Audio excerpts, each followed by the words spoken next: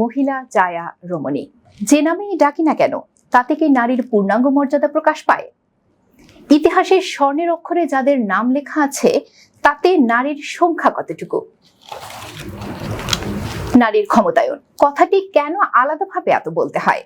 ধর্মের সাথে নারীর অধিকার আর দেশীয় আইনে নারীর অধিকার কি পরিপূরক নাকি সাংঘর্ষিক? নারীর শিক্ষা, অধিকার, সামাজিক অবস্থা, রাজনীতি নিয়ে আমাদের অপরাজিতা বিডির আজকের আয়োজন। আমাদের সাথে আলোচনায় আছেন মার্দিয়া মমতাজ, প্রভাষক, ড্যাফোডিল ইন্টারন্যাশনাল ইউনিভার্সিটি। আসসালামু আলাইকুম।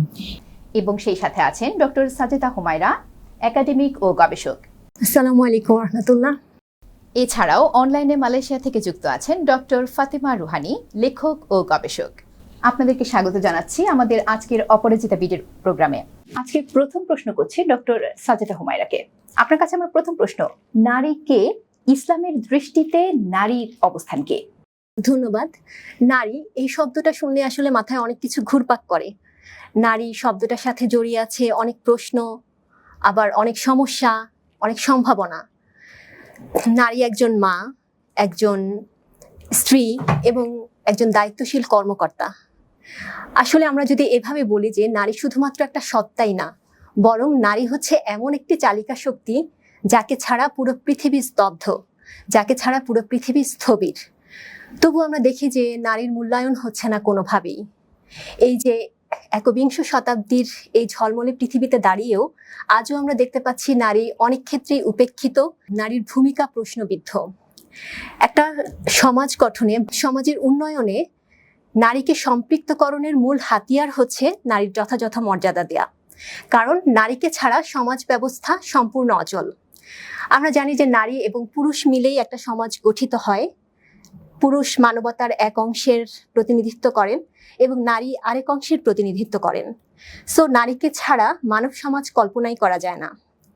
এক্ষেত্রে আমার ইসলামী স্বর্ণযুগের একজন বড় স্কলার আল্লামা ইবনুল কাইয়িমের একটা কথা খুব মনে পড়ছে। তিনি বলেছেন যে নারীরা হচ্ছে সমাজের অর্ধেক, তবে বাকি অর্ধেক অংশেরও জন্ম দেয় নারীরা।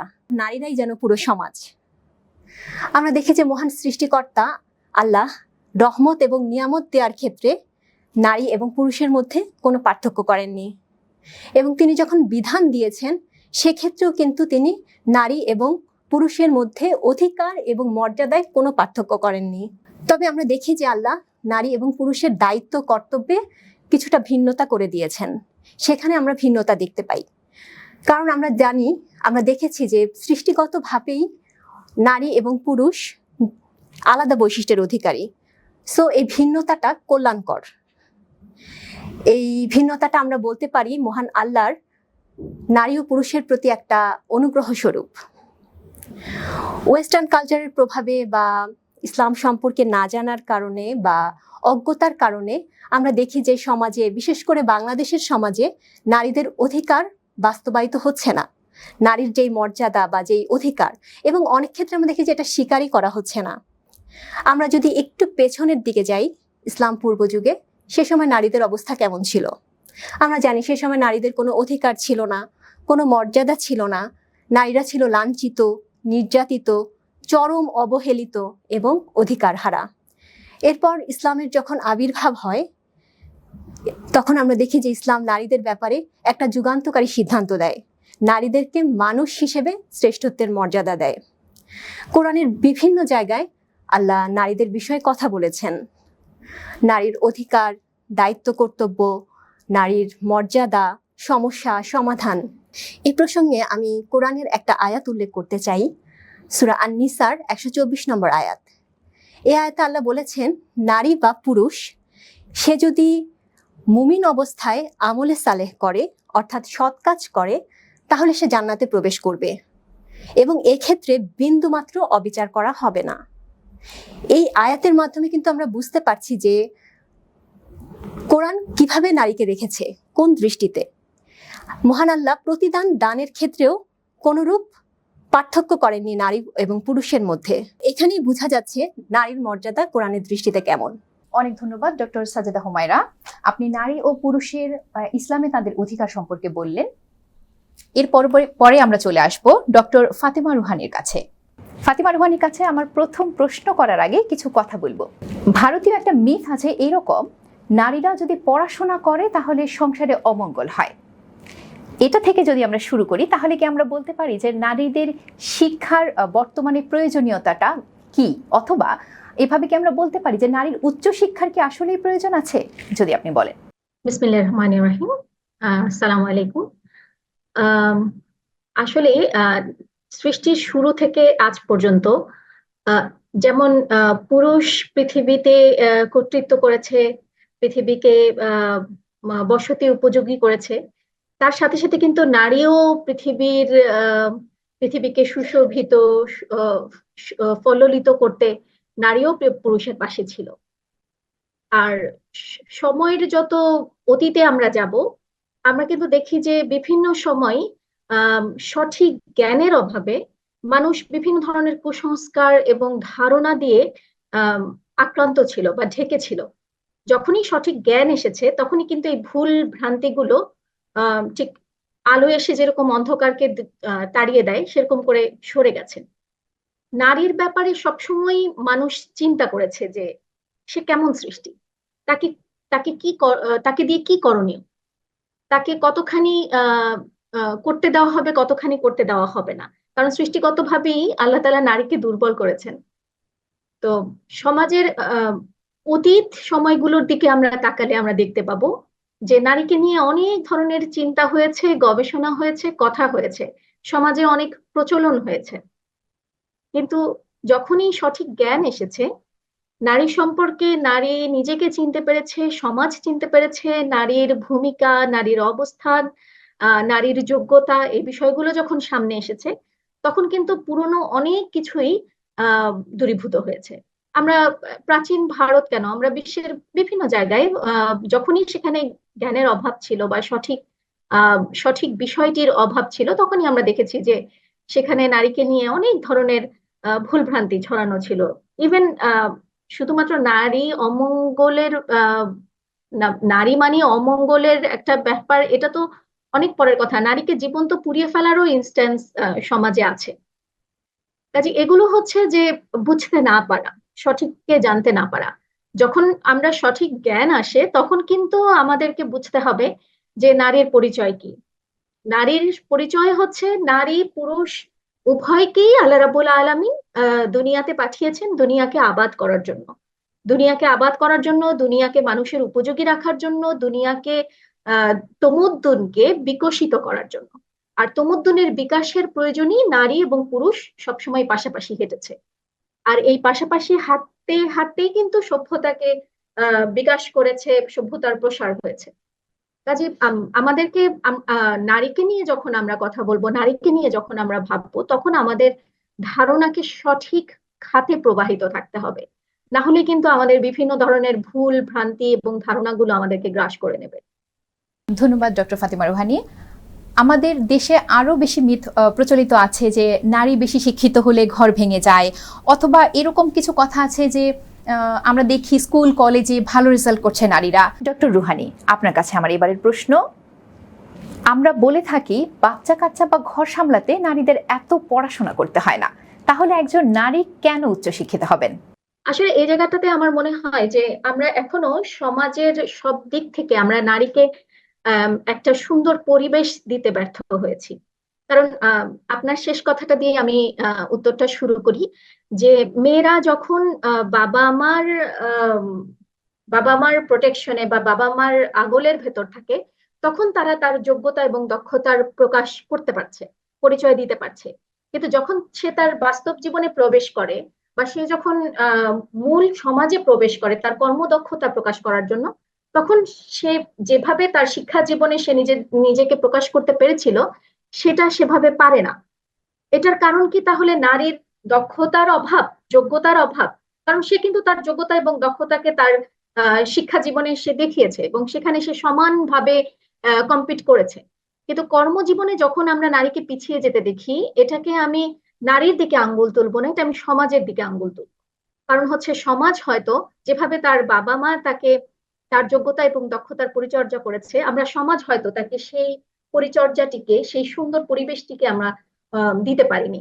যার কারণে যখন বাস্তব জীবনে তাকে প্রবেশ করতে হচ্ছে, বাবা মার ছায়া থেকে যখন তাকে তার অন্য একটা জগতে প্রবেশ করতে হচ্ছে, তখন হয়তো সে সেই সুন্দর প্রোটেকশন বা অভিভাবকত্ব, যার মাধ্যমে সে তার যোগ্যতা এবং দক্ষতাকে সমাজের কল্যাণের পথে কাজে লাগাবে, সেটা হয়তো সে তখন আর করতে পারছে না, হারিয়ে যাচ্ছে। আর দ্বিতীয় যে মিথটা আমাদের মাঝে প্রচলন আছে, যে শিক্ষা এবং কর্মদক্ষতা বা কর্মজীবনে নারীর ব্যাপকভাবে অংশগ্রহণ ডিভোর্সের সংখ্যা বা সংসার ভেঙে যাওয়ার একটা বড় কারণ। এটা নিয়ে আসলে অনেক গবেষণাও হয়েছে, এটা নিয়ে অনেক কথাও হয়েছে, আলাপও আছে, আলোচনাও আছে। তো বিষয়টা নিয়ে আসলে আমরা যদি একটু ডিপলি ভাবি, তাহলে আমরা বুঝবো যে আসলে শিক্ষা এবং কর্মদক্ষতা একজন নারীকে কিন্তু সচেতন এবং ব্যক্তিত্ব সম্পন্ন করে তোলে। কাজে আমাদের সমাজ যদি একটা নারীর জন্য, একজন ব্যক্তিত্ব সম্পন্ন নারীর জন্য উপযোগী থাকে, তখন কিন্তু সে যেরকম ভাবে তার কর্মক্ষেত্রে দক্ষতা দেখাবে, সেরকম ভাবে সে তার পরিবারেও কর্মদক্ষতা প্রকাশ করার মতো অনুভূতি তার থাকবে। কিন্তু যেটা হয় যে প্রথমত সমাজে আমাদের একদম ছোটবেলার থেকে যে মোরালিটির চর্চা, নৈতিকতার চর্চা, এটা পুরোপুরি ভাবে না করেই আমরা সমাজকে নারীর কর্মক্ষেত্রের জন্য উন্মুক্ত করে দিচ্ছি। যার কারণে নারী যখন কর্মক্ষেত্রে যায়, তখন দেখা যায় যে বিভিন্ন ধরনের অনৈতিক এবং ইমোরাল পরিবেশের ভেতরে তাকে সংগ্রাম করতে হয়। এটার মাধ্যমে বেশিরভাগ সময় পরকীয়ার যে বিষয়টা, এটাও অনেক সময় কাজ করে নারীর সংসার ভাঙনের ক্ষেত্রে। এই জায়গাটাকে আমি বলবো যে অবশ্যই শুরুর থেকে নৈতিকতার প্রশিক্ষণ থাকতে হবে, যেন নারী যখন কর্মক্ষেত্রে যাবে তখন নিজে যেন সে নৈতিকতার উপর অটল থাকতে পারে, এবং সমাজের প্রত্যেকটা মানুষ নারীর ব্যক্তিত্বকে এবং নারীর মর্যাদাকে সম্মানের চোখে দেখে, এবং এখানে কোনো ধরনের অনৈতিক বিষয়কে কোনোভাবে সামাজিক ভাবে আগ্রহ তৈরির সুযোগ না থাকে। এটা একটা বিষয়। আরেকটা হচ্ছে, আমি একজন খুব বিখ্যাত মনীষীর কথা বলতে চাই। তার একটা লেখায় এরকম ছিল যে যেই শিক্ষা ব্যবস্থা একজন পুরুষকে বেয়াদব করে না, সেই শিক্ষা ব্যবস্থা কিভাবে একজন নারীকে বেয়াদব করতে পারে।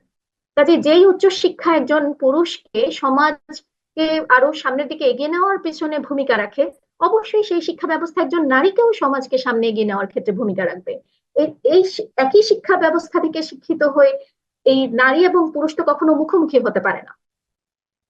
ঠিক সেরকম ভাবে কর্মক্ষেত্রেও যেই নারীটি কর্মক্ষেত্রে দক্ষ, সেই নারীটি অবশ্যই তার ঘরে তার পারিবারিক যে পরিবেশের যে মোরালিটি, নৈতিকতা এবং পারিবারিক পরিবেশের যে সংরক্ষণ, সেখানেও সে দক্ষতা দেখাতে সক্ষম হবে যদি তাকে সেই পরিবেশটি দেওয়া হয়। কাজে এই সব ক্ষেত্রেই আসলে একজন নারীকে একদম ছোটবেলা থেকে তৈরি করে নিতে হবে, যেন সমাজে নৈতিকতা এবং মোরালিটির চর্চা থাকে। সমাজে যখন নারী কর্মজীবনে প্রবেশ করবে, সেখানে যেন সে নিরাপত্তা পায়, এবং অনৈতিক এবং মূল্যবোধের কোনো অবক্ষয় যেন তার কর্মক্ষেত্রকে, তার সংসার বা তার পরিবারের মুখোমুখি দাঁড় করাতে না পারে। ধন্যবাদ ডক্টর ফাতিমা রুহানি। চলে আসছি মার্জিয়া মমতাজের কাছে। আপনার কাছে আমার প্রশ্ন, নারীদের যদি সমস্ত চাহিদা ঘরে বসেই পূরণ হয়, তাহলে তাদের বাইরে যাবার দরকারটাই বা কি? অনেক ধন্যবাদ প্রশ্নটার জন্য। এখনকার সময় এটা খুব বার্নিং একটা প্রশ্ন আমার মনে হয়, এবং আমার মনে হয় যে মহিলারা বাইরে কাজ করেনও, তারা জীবনের কোনো না কোনো পর্যায়ে এই কথাটা চিন্তা করেন।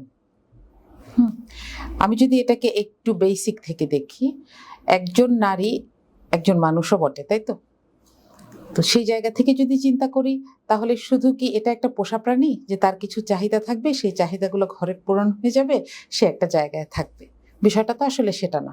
এখন যদি বাস্তবতায় তাকাই, যেই পুরুষ একটা ঘরে একজন নারী এবং পুরুষ থাকছেন, এবং সেই ঘরের পুরুষটি হয়তো বাইরে কাজ করছেন এবং তিনি মূল উপার্জনের কাজটি করছেন, এবং নারী ঘরে থাকছেন। নারীকে আসলে ঘরে থাকছেন, তাহলে বাচ্চাদেরকে যে দিনের মধ্যভাগে একবার স্কুলে আনা নেওয়া করতে হয়, সেই কাজটা কে করছে? হ্যাঁ, বাজার ঘাট করতে হয়, তার কিছু প্রয়োজনীয় জিনিস আনতে হয়, হ্যাঁ, তার সামাজিকতা আছে। তাহলে নারী কিন্তু আসলে ঘরে থাকছেন না আসলে।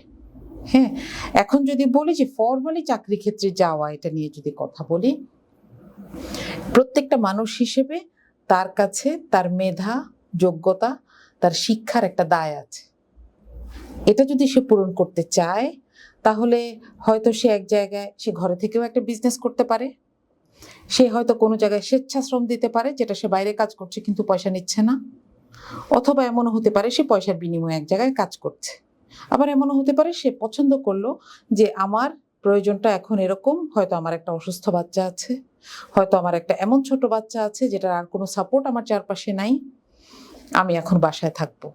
এজন্য আমি এইটাকে জেনারেলাইজ ভাবে সাধারণভাবে সবার জন্য এরকম কোনো নিয়ম আসলে আমি ইসলামেও খুঁজে পাই নাই।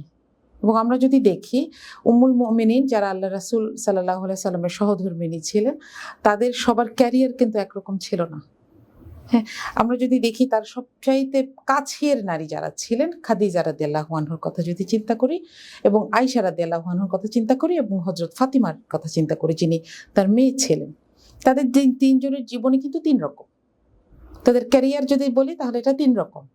আবার সেখানে যদি জাইনাব বিনতে জাহাসের সাথে তুলনা করি তাহলে ক্যারিয়ার আরেক রকম। এবং প্রত্যেকটাকে আল্লাহর রাসূল স্বীকৃতি দিয়েছেন, তাই না? তিনি যেমন বলেছেন খাদিজা জান্নাতে একটা বিশেষ মর্যাদার অধিকারী হবেন, ফাতিমা জান্নাতে আরেকটা বিশেষ মর্যাদার অধিকারী হবেন।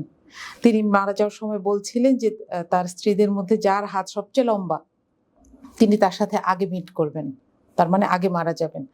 তো আল্লাহ রাসূলের ওয়াইফরা হাত মেপে তুলনা করতেন, কিন্তু একটা সময় দেখা গেল কে আগে মারা গেলেন, যিনি অনেক বেশি দান করতেন, এবং এই দান তিনি কোত্থেকে করতেন? তার নিজের ইনকাম থেকে। হ্যাঁ, তাহলে আমরা কেন সবাইকে একভাবে দেখবো? একটা নিয়ম দিয়ে সবাইকে চালানোর চেষ্টা করব। এখানে প্রত্যেকটা নারী তার পারিবারিক অবস্থা, তার সামাজিক অবস্থা, তার চারপাশের সাপোর্ট, তার নিজের ইচ্ছা, মেধা, তার শিক্ষা, এটা অনুযায়ী সিদ্ধান্ত নিবে। এখন সমাজ কি করবে? সমাজ সেটাকে সহযোগিতা করবে। আমার কথা হচ্ছে আমরা এমন একটা সমাজের দিকে যাব, আমরা তো আর প্রত্যেক ব্যক্তির জন্য আলাদা আলাদা জায়গা তৈরি করতে পারবো না, কিন্তু আমরা এমন একটা সমাজের দিকে যাব যে সমাজটা যে কোনো ধরনের নারীর যে কোনো ধরনের বৈধ হালাল ইচ্ছাকে ফ্যাসিলিটেট করবে। এবং এটা শুধু নারীর ক্ষেত্রে কেন, এটা একটা পুরুষের ক্ষেত্রেও সত্যি। হ্যাঁ, আমরা আমাদের সমাজে দেখি একটা ছেলে ফটোগ্রাফার হতে চেয়েছে, তাকে হয়তো জোর করে ইঞ্জিনিয়ার বানিয়ে দেওয়া হয়েছে, তাই না? এবং একটা সময় গিয়ে তার এই ফ্রাস্ট্রেশনটা হয়তো সে তার পরিবারের উপর দিচ্ছে, এটাও তো হেলদি না। আমি যদি একটা নারীকে বলি যে না তুমি ঘরেই থাকতে হবে, কিন্তু তার যোগ্যতা ছিল সে একটা ইউনিভার্সিটির ভিসি হবে, তার যোগ্যতা ছিল সে একটা এনজিও চালাবে, একটা সময় তার সেই ফ্রাস্ট্রেশন কিন্তু এই পরিবারেই ফেরত আসবে।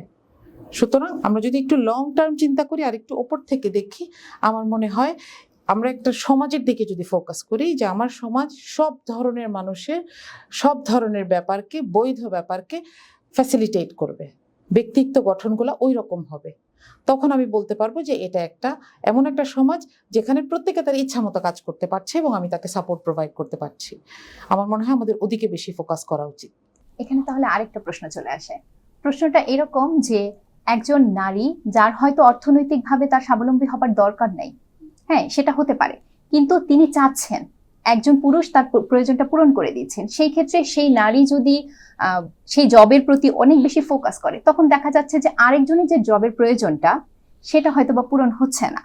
কিংবা আমরা কথাটাকে এভাবেও বলতে পারি যে একটা সমাজে যখন ছেলে বা মেয়ে দুজনই যখন বেকার আছেন, তখন আমরা কি তাহলে ছেলে বেকারটাকে আগে ফোকাস করব কিনা, যে মেয়েদের বেকারত্ব দূর করার আগে কি আমরা ছেলেদের বেকারত্বটা দূর করার চেষ্টা করব? এখানে কিছু মজার কথা আছে যে একটা নারী যখন নিজের চাকরি থাকে সে তো একটা বেকারকে বিয়ে করে না, কিন্তু একটা ছেলের যখন চাকরি থাকে সে একটা বেকার মেয়েকে বিয়ে করে। হ্যাঁ, তো এই কথাগুলো আমি বলবো এগুলা চানাচুরের মতন খুব মুখরোচক কিছু কথা। মনে করেন একজন নারীর যোগ্যতা আছে একটা ব্যাংকের, সে একটা ব্রাঞ্চের ম্যানেজার, তো সে হঠাৎ করে মনে করলো যে আমার জায়গায় একটা ছেলে থাকলে তো খুব ভালো হতো, সে তার ফ্যামিলিটা রান করতে পারতো। ওই মহিলাটা ওই চাকরি ছেড়ে দিলে কি ওই বেকার ছেলেটাই কি এই চাকরিটা পাবে? কথা তো সেটা না। যেই চাকরিগুলোতে আমরা দেখি যে কম্পিটিশনের মাধ্যমে একজন নারী কিংবা একজন পুরুষ সিলেক্ট হন, কিছু কিছু জায়গা আছে যেখানে নারীরা প্রেফার্ড, কিছু কিছু জায়গা যেমন নার্সারি স্কুল, প্রি স্কুল, সেখানে একজন পুরুষকে নিয়েও লাভ নাই। হ্যাঁ, এগুলো স্পেশালাইজড জায়গা। আবার কিছু কিছু জায়গা আছে সেখানে পুরুষকে নিতে হবে। সেগুলো ছাড়া বাকি যেখানে প্রতিযোগিতা করে জায়গা পেতে হচ্ছে, সেখানে যদি মেধায় একজন নারী এগিয়ে আসেন তাহলে ক্ষতি কি? আমার কথা হচ্ছে, আমি আবার আমার আগের কথাটাই বলি যে একটা রাষ্ট্রের তার প্রত্যেকটা নাগরিকের জন্য কর্মসংস্থানের সুযোগ তৈরি করে দেওয়াটা তার কর্তব্য। এখানে আমি একজন ইন্ডিভিজুয়ালকে কিছুতেই রেসপন্সিবল করতে পারবো না যে সে কেন চাকরি করে, তার জায়গায় একটা ছেলে চাকরি করলে একটা ফ্যামিলি রান করতে, এটা করতে পারবো না। এখন মনে করেন আমি একটা ইন্টারভিউ বোর্ডে আছি, আমার সামনে দুইজন প্রার্থী, একজন যোগ্য আর আরেকজনের চাকরিটা দরকার, আমি কাকে দিব? নিশ্চয়ই যে যোগ্য, কারণ আমি এখানে তো চ্যারিটি করতে বসি নাই হয়তো। তাহলে আমার যদি একটা স্কিল সেট দরকার হয়, সেটার জন্য যার যোগ্যতা আছে আমি তো তাকে খুঁজে বের করব। সেই স্কিল সেটের জন্য যদি একটা নারী উঠে আসে, 10টা নারী উঠে আসে, তাহলে তো এখানে তার জেন্ডার পরিচয় নিয়ে তাকে অ্যাড্রেস করার মতন কোনো ঘটনা এটা না। সেক্ষেত্রে আমি বলবো যে এই ব্যাপারগুলোকে আসলে ব্যক্তি লেভেলে আমরা শুধু বুলি করার জন্য ব্যবহার না করে আমরা এটাকে ন্যাশনাল লেভেলে দেখতে পারা উচিত। ধন্যবাদ মার্জিয়া মমতাজ। আবার চলে যাচ্ছি ডক্টর সাজেদা হুমায়রার কাছে। ডক্টর সাজেদা হুমায়রা, আপনার কাছে আমার এখনকার প্রশ্ন, নারী কি ঘরের বাইরে যেতে পারবে? এক্ষেত্রে ইসলাম আসলে কি বলছে? ইসলামের পারমিশন কতটুকু এবং ইসলাম আসলে কতটুকু সীমা বেঁধে দেয় কিনা একজন নারী কর্মজীবী হিসেবে, এবং একজন নারী বাহিরে কতটুকু বের হতে পারবে? অনেকে মনে করছেন যে নারীর আসল কাজ হচ্ছে নারীর ঘরের ভেতরেই থাকবে, হ্যাঁ, নারী ঘরের বাইরে বের হতে পারবে না। তো ইসলাম এই ব্যাপারে কি বলে? ইসলাম বলে যে হচ্ছে নারীর এটা স্বাধীন ইচ্ছা, তিনি যদি চান যে তিনি ঘরের ভেতরে থেকেই সমস্ত কাজ করবেন, ঠিক আছে, সেটাও তিনি করতে পারবেন। যেটা আমরা দেখেছি যে হযরত ফাতিমা রাদিয়াল্লাহু আনহা, তিনি কিন্তু অতটা ঘরের বাইরে বের হতেন না, হ্যাঁ, তিনি ঘরের ভেতরে, তিনি একটু, আমরা বলতে পারি যে তিনি পর্দা মেনটেন করতেন। তারপরে হচ্ছে তিনি ঘরের বাইরে বের হয়ে কাজ করতে, ফোকাস হতে পছন্দ করতেন না। আবার আমরা আয়েশা রাদিয়াল্লাহু আনহাকে দেখেছি, তিনি ফোকাস হয়েছিলেন। তো দুইটা লাইফস্টাইলই ইসলাম অ্যালাউ করেছে। একবার আল্লাহ রাসূল সাল্লাল্লাহু আলাইহি সাল্লামকে জিজ্ঞেস করা হয়েছিল যে নারীরা কি ঘরের বাইরে বের হতে পারবে? তো এর উত্তরে আল্লাহ রাসূল বলেছিলেন যে হ্যাঁ, প্রয়োজনে অবশ্যই নারীরা ঘরের বাইরে বের হবে, তবে তারা ঘরের বাইরে বের হবে ইসলাম নির্দেশিত পোশাক পরে। এখানে কিন্তু তিনি নারীদেরকে নিষেধ করেননি, বরং তিনি বলেছেন যে হ্যাঁ, তারা অবশ্যই বের হতে পারবে, তবে তারা যেন হিজাব করে বের হয়, তারা যেন ইসলাম নির্দেশিত পোশাক পরে বের হয়। এছাড়া আমরা যদি আল্লাহ রাসূলের সময়ের উদাহরণ দেই, নারী সাহাবীরা সে সময়ে কিভাবে কর্মক্ষেত্রে কাজ করেছেন, সেক্ষেত্রে আমি একজন সাহাবীর কথা উল্লেখ করতে চাই, যেটা আসলে আমাকে অনেক অনুপ্রাণিত করেছে। শিফা বিনতে আব্দুল্লাহ রাদিয়াল্লাহু আনহা, তিনি ছিলেন রাসূল সাল্লাল্লাহু আলাইহি সাল্লামের সময়ের একজন মেধাবী এবং এডুকেটেড নারী। মেধার জন্য আল্লাহ রাসূল তাকে খুব পছন্দ করতেন এবং রাসূল সাল্লাল্লাহু আলাইহি সাল্লাম অনেক সময়ই তার সাথে বিভিন্ন বিষয়ে পরামর্শ করতেন, বিশেষ করে ব্যবসায়িক বিষয়ে।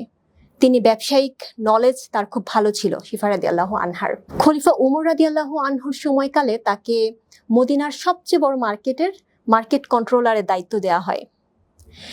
তার দায়িত্ব ছিল তিনি মার্কেট ঘুরে সেখানে কোনো শরিয়া ভায়োলেশন হচ্ছে কিনা এটা দেখবেন, ক্রেতা বিক্রেতারা কোনো ইসলামী মূল্যবোধ বিরোধী কোনো কাজ করছেন কিনা, তিনি সেগুলো পর্যবেক্ষণ করে খলিফাকে রিপোর্ট করতেন। তো এটা কিন্তু অনেক বড় একটা দায়িত্ব ছিল। শিফা রাদিয়াল্লাহু আনহা সেই যোগ্যতা ছিল এবং সেই যোগ্যতাকে মূল্যায়ন করা হয়েছে। খলিফা উমর রাদিয়াল্লাহু আনহু সেই যোগ্যতাকে মূল্যায়ন করেছেন। এভাবে আমরা দেখি যে নারীরা কর্মক্ষেত্রে সে যুগেও ছিল।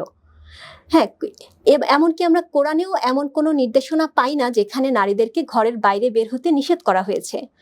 বরং আমরা দেখেছি যে কোরআনে আল্লাহ বলে দিয়েছেন যে একটা সমাজ গঠনে নারী এবং পুরুষের দায়িত্ব কি হবে। সূরা তাওবার ৭১ নম্বর আয়াতে আল্লাহ বলেছেন যে নারী এবং পুরুষের মূল দায়িত্ব হবে ৬টি। সেগুলো হচ্ছে, তারা মানুষকে ভালো কাজের আদেশ দিবে, অসৎ কাজ থেকে দূরে রাখবে, নামাজ কায়েম করবে, জাকাত দিবে, আল্লাহর আনুগত্য করবে এবং রাসূল সাল্লাল্লাহু আলাইহি সাল্লামের আনুগত্য করবে।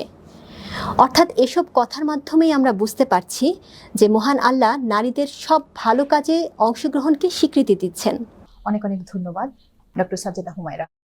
চলে আসছি ডক্টর ফাতেমা রুহানির কাছে।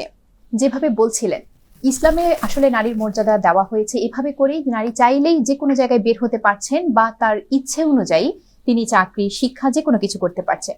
কিন্তু আমাদের সমাজের অবস্থাটা আমরা দেখছি একটু ভিন্ন। আমাদের সমাজে এভাবে করে বলা হয় একজন মেয়ের আইকিউ কম অথবা মেয়ের বুদ্ধি কম, একটা সহজ কথা হয়তো বা সে বুঝতে পারে না, একটা কঠিন জিনিস সে হয়তো মাথায় ঢুকাতে পারছে না, অথবা তার ব্রেইন কম। এভাবে করে আমরা নানান ধরনের কথা বলে থাকি। এরপরও আবার এভাবে করে বলা হয়ে থাকে যে একজন নারী যখন ঘর সামলাবে বা বাচ্চা মানুষ করবে, সেটার জন্য তো আসলে বেশি পড়াশোনার দরকার নেই। তাহলে একজন নারী কেন উচ্চশিক্ষিত হবেন, এটাই আপনার কাছে আমার প্রশ্ন। ধন্যবাদ। আম, নারীর উচ্চ শিক্ষার কারণ কি? একজন পুরুষ উচ্চ শিক্ষার কারণ কি, সেটা কি আমরা খুঁজি? যে সেটা যদি আমরা না খুঁজি, নারী এবং পুরুষ যখন পাশাপাশি থেকে সমাজকে বিকশিত করায় ভূমিকা রাখছে, তখন কিন্তু নারী সমাজের একজন কর্ণধার, সমাজের একজন উপাদান হিসেবে তাকে কিন্তু আহ শিক্ষিত, মার্জিত ব্যক্তিত্ব সম্পন্ন হতে হবে। তাকে পাশে রেখে, তাকে পেছনে রেখে কিন্তু সমাজকে এগিয়ে নিয়ে যাওয়া যাবে না। আর সন্তান প্রতিপালন, নারীর কোলে হচ্ছে মানব সভ্যতার ভবিষ্যৎ প্রতিপালিত হয়। হ্যাঁ, না, ওই সন্তান প্রতিপালন কিন্তু নারীকে ভবিষ্যৎমুখী করে। আমরা দেখেছি যে আমাদের দাদি নানীদের সময়কাল থেকে আমরা দেখি যে নারীর ভেতরে কিন্তু সঞ্চয়ের প্রবণতা পুরুষের থেকে বেশি। তার কারণ হচ্ছে নারী তার কোলে যখন শিশুকে প্রতিপালন করে, সেই শিশুর ভবিষ্যৎকে নিয়ে সে চিন্তিত, সেই শিশুর ভবিষ্যতের পৃথিবী নিয়ে সে চিন্তিত। কাজে সেই পৃথিবীকে ভবিষ্যতের জন্য উপযোগী করার জন্য সে কিন্তু সেই শিশুর জন্য সঞ্চয় করে, সেই শিশুর জন্য সে চিন্তা করে, শিশুর জন্য সে তার তার চিন্তার জায়গাগুলোকে সে প্রস্তুত করে।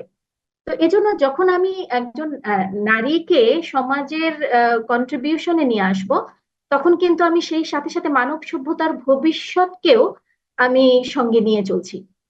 তো এজন্যই আসলে নারী যখন নিজেকে পরিপূর্ণভাবে জ্ঞান, আহ, শিক্ষা এবং ব্যক্তিত্বে বিকশিত হবে, তখনই কিন্তু আসলে মানব সভ্যতাও ভবিষ্যতের পথে হাঁটতে পারবে সঠিকভাবে। কারণ পুরুষ কিন্তু মানে একটা ছোট্ট পরিবার থেকেই যদি আমি দেখি, পুরুষ কিন্তু বর্তমান নিয়ে চিন্তিত, আর নারী চিন্তিত ভবিষ্যৎ নিয়ে। কাজেই নারীকে যত বেশি আমরা আহ তৈরি করব, নারীকে যত বেশি আমরা প্রশিক্ষিত করব, এবং নারীকে যত বেশি আমরা সমাজের একটা কন্ট্রিবিউশনে তাকে নিয়ে আসবো, তত বেশি কিন্তু আমরা আমাদের সমাজ সভ্যতা, আমাদের পরিবার, আমাদের সবকিছুকে আমি ভবিষ্যতের দিকে নিয়ে যেতে পারবো। এজন্য আসলে সন্তান প্রতিপালনকে আমরা আহ কোনো ছোট্ট কথা দিয়ে ঢেকে দিতে পারি না। সন্তান প্রতিপালন অনেক সুদূর প্রসারী ভিশনের একটা অংশ।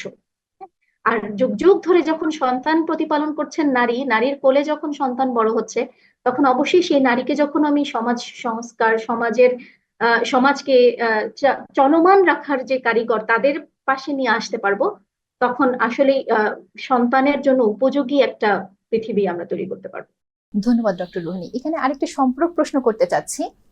কোনো নারী যদি উচ্চ শিক্ষিত হন, তিনি হয়তো গবেষক হলেন, অথবা তিনি আমাদের প্রচলিত শিক্ষা ব্যবস্থায় হয়তো পিএইচডি করছেন বা পোস্ট পিএইচডি করছেন, তারপরে তিনি হয়তো বা ঘরে বসে থাকছেন, তাহলে এই তার উচ্চশিক্ষা তিনি নিলেন, অথবা তিনি যে গবেষক হলেন, তিনি গবেষণা করলেন, এই পড়াশোনাটার তাহলে আসলে কি দাম থাকলো?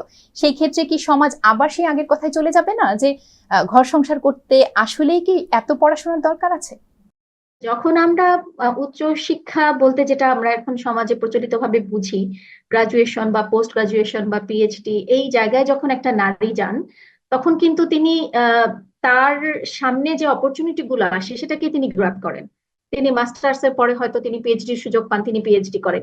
তারপরে যখন তিনি তার কর্মজীবনে আসেন বা তার পরিবারের জীবনে আসেন, যেখানে তাকে তার পরিবারকে, তার সন্তানকে প্রতিপালন করার প্রয়োজনে যখন সমাজে তিনি বের হওয়ার মতো পরিবেশ পান না, অথবা তিনি প্রেফার করেন সন্তান প্রতিপালন অথবা সংসারে সময় দেওয়ার ক্ষেত্রে, তিনি যদি সেটাকে প্রেফার করেন, সেটার প্রকাশ বা সেটার যে সুফল, সেটা কিন্তু সমাজ পেতে থাকে। কারণ সমাজের একটা অংশ শিক্ষিত হয়েছে, সমাজের একটা অংশ আহ আহ, তার যে মেধা এবং যোগ্যতার ধারণ করেছে, এবং সমাজে তাকে সেটা প্রোভাইড করেছে। কাজে সেটার প্রকাশ কিন্তু যেমন পরিবারে আমরা পাবো, সমাজেও পাবো।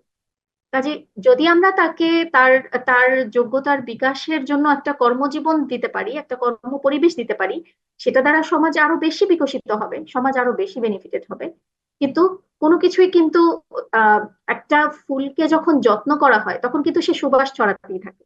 আর ফুলটাকে যখন অযত্নে ফেলে দেওয়া হয়, তখন কিন্তু সে পরিবেশটাকেও গন্ধময় করে ফেলে। কাজে নারী যখন সমাজে তার অস্তিত্বকে প্রকাশ করছে, সে প্রচন্ড রকম অস্তিত্ব নিয়ে সে বিরাজ করছে, তখন তাকে আমরা যত যত্ন করব, তার মেধা এবং যোগ্যতার আমরা যত পরিচর্যা করব, সমাজ কিন্তু যে কোনো ভাবেই হোক সেটা দ্বারা বেনিফিটেড হবে, উপকৃত হবে। চলে আসি মার্জিয়া মমতাজের কাছে। আমাদের সমাজে প্রচলিত আছে নারীরা ঘর দেখবে আর পুরুষেরা বাইরে সামলাবে, তাহলে সামাজিক ভারসাম্য রক্ষা হয়। তাহলে নারীরা যদি পুরুষের সব কাজ করে, তাহলে একজন নারীর জীবনে পুরুষের দরকার কি? অথবা আর সব নারী যদি ঘরের বাইরে কাজ করে, তাহলে ঘরের বাচ্চা কাচ্চাই বা কে সামলাবে? বিষয়টা নিয়ে যদি আমাদের একটু বলতেন। অনেক ধন্যবাদ। প্রশ্নটা আসলে সত্যি সত্যি যে কোনো কর্মজীবী নারী এরকম নাই বোধহয় যে যাকে এটা শুনতে হয় না। এই জন্য শুধু এটার জবাব জানার জন্যই এটা চিন্তা করা দরকার এটা না। আমার যখন মনে হয় যে আমি যখন এই প্রসঙ্গগুলো মাথায় আসে যে আজকের বাজারটা কে করবে, আমি কেন করব, এটা তো আমার কাজ ছিল না, তখন সাথে সাথে আমাকে প্রশ্ন করতে ইচ্ছা করে এটা আসলে কে বেঁধে দিয়েছে। আমি মনে করি নারী এবং পুরুষের এক্সক্লুসিভ কাজ, যে এটা মেয়েদের কাজ আর এটা ছেলেদের কাজ, এটা সন্তান জন্ম দেওয়া এবং সেই সংশ্লিষ্ট কিছু কাজ ছাড়া আর কোনো কাজকে এভাবে ভাগ করে ফেলাটা আসলে অনুচিত, যে এটা শুধুই নারীর কাজ, এটা শুধুই পুরুষের কাজ। আমি আগে একটু বলি যে এটা করার কারণে আমাদের কি ঝামেলাটা হচ্ছে। এটা করার কারণে আমাদের যেটা ঝামেলা হচ্ছে, আমাদের সমাজে আমরা দেখি যে কিছু সিন্ডারেলার জন্ম হচ্ছে, যারা মনে করছে যে আমার দায়িত্ব হচ্ছে শুধু ভোগ করা, আমার দায়িত্ব যেহেতু প্রোভাইড করা না, সুতরাং আমার যোগ্যতা স্কিল সেট কোনো কিছুরই দরকার নেই, আমি একটু সুন্দর করে সাজতে পারলেই হবে। সাথে সাথে পুরুষ চিন্তা করছে ঘরের সব দায়িত্ব যেহেতু নারীর, কারণ আমি বাইরে থেকে একটা স্মার্ট অ্যামাউন্ট আর্ন করি, সুতরাং আমাকে ঘরে আর দরকার নেই।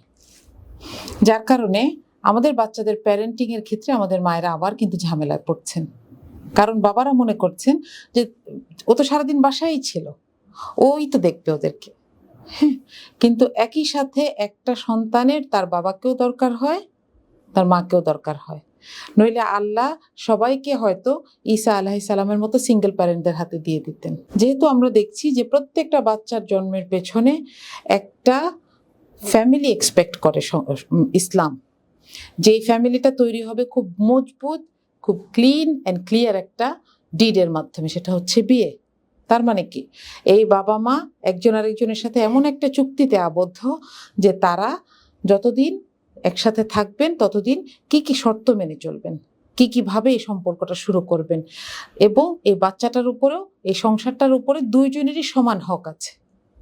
এখন আমরা যখন একটা কাজকে পুরুষের কাজ, একটা কাজকে নারীর কাজ মনে করি, বিশেষ করে আমি যদি মনে করি যে বাইরে গিয়ে একটা মেয়ে কাজ করছে, তাহলে তার ঘরের হাজবেন্ড যে ইনকাম করছে সেটা কোথায় যাচ্ছে?